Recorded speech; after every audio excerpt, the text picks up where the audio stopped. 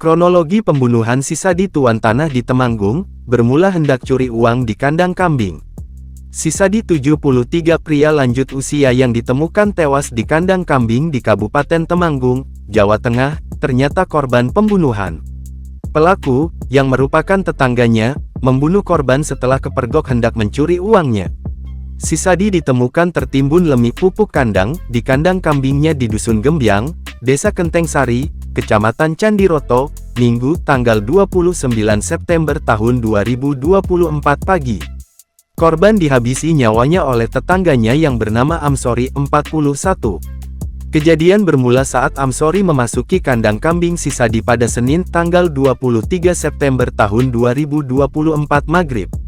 Kepala Polres Temanggung AKBP Ari Sudrajat menyebut, pelaku hendak mencuri uang korban yang dipikirnya disimpan korban di tempat kejadian perkara.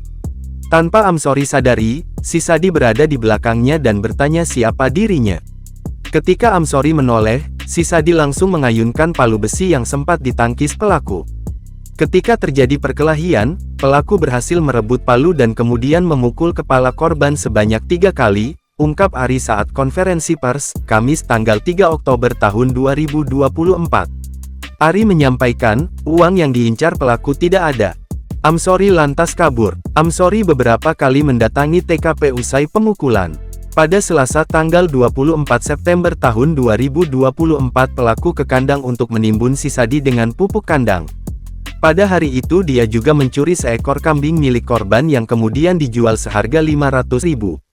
Pada Rabu tanggal 25 September tahun 2024 Amsori kembali ke rumah korban untuk memutus kabel kamera pemantau CCTV, serta mengambil rekaman CCTV alias DVR. 2 hari berselang Amsori membuang DVR di Waduk Sempor di Kabupaten Kebumen, Jateng. Sementara itu, Amsori enggan membeberkan motif pencurian yang dilancarkannya. Akan saya buka di sidang. Makasih, katanya singkat. Amsori disangkakan pasal 338 KUHP subsidiar pasal 365 KUHP subsidiar pasal 354 KUHP dengan ancaman hukuman 15 tahun terungkuk.